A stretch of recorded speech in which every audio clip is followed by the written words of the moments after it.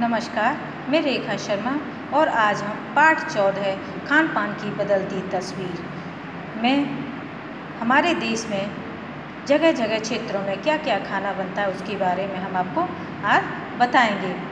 पिछले 10-15 वर्षों में हमारी खान पान की संस्कृति में एक बड़ा बदलाव आया है। इडली, डोसा, बड़ा सांभर, रसम अब केवल दक्षिण भारत तक सीमित नहीं है, ये उत्तर भारत के भी हर शहर में उपलब्ध है और अब तो उत्तर भारत की ढाबा संस्कृति लगभग पूरे देश में फैल चुकी है। अब आप कहीं भी हो, उत्तर भारतीय रोटी, दाल, साग आपको मिल ही जाएंगे। फास्ट फूड, तुरंत भोजन का चलन भी बड़े शहरों में खूब बड़ा है। इस फास्ट फूड में बर्गर, नूडल्स जैसी कई चीज़ें शामिल हैं। एक ज़माने में कुछ ही लोगों तक सीमित चाइनीज नूडल्स अब संभवतः किसी के लिए अजनबी नहीं रहे। 2 मिनट्स नूडल्स के पैकेट बंद रूप से तो कम से कम बच्चे बूढ़े सभी परिचित हो चुके हैं। इसी तरह नमकीन के कई स्थानीय प्रकार अभी तक भले मौजूद हों, लेकिन आलू चिप्स के कई वैज्ञापिक रूप तेज़ी से घर घर में अपनी जगह बनाते जा रहे हैं। गुजराती ढोकला, गठिया भी अब देश के कई हिस्सों में स्वाद लेकर खाए जाते हैं और बंगाली मिठाइयों की केवल रस भरी चर्चा ही नहीं होती, वे कई शहरों में पहले की तुलना में अधिक उपलब्ध हैं।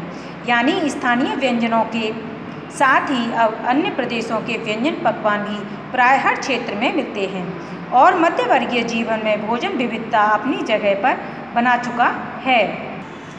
कुछ चीज़ें और भी हैं, मसलन अंग्रेजी राज तक जो ब्रेड केवल सहावी ठिकानों तक सीमित थी, वह कस्बों तक पहुंच चुकी हैं और नाश्ते के रूप में लाखों करोड़ों भारतीय घरों में सेकी तली जा रही हैं।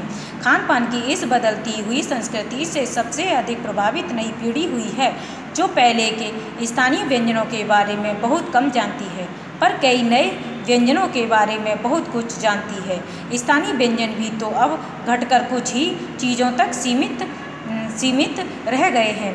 बम्बई की पाव भाजी और दिल्ली के छोले कुलचों की दुनिया पहले की तुलना में बड़ी जरूर है, पर अन्य स्थानीय व्यंजनों की दुनिया में छोटी हुई है।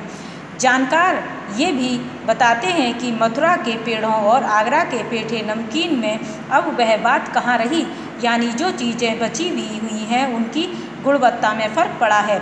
फिर मौसम और ऋतुओं के अनुसार फलों, खाद्यान्नों से जो व्यंजन और पकवान बना करते थे, उन्हें बनाने की फुर्सत भी अब कितने लोगों को रह गई है।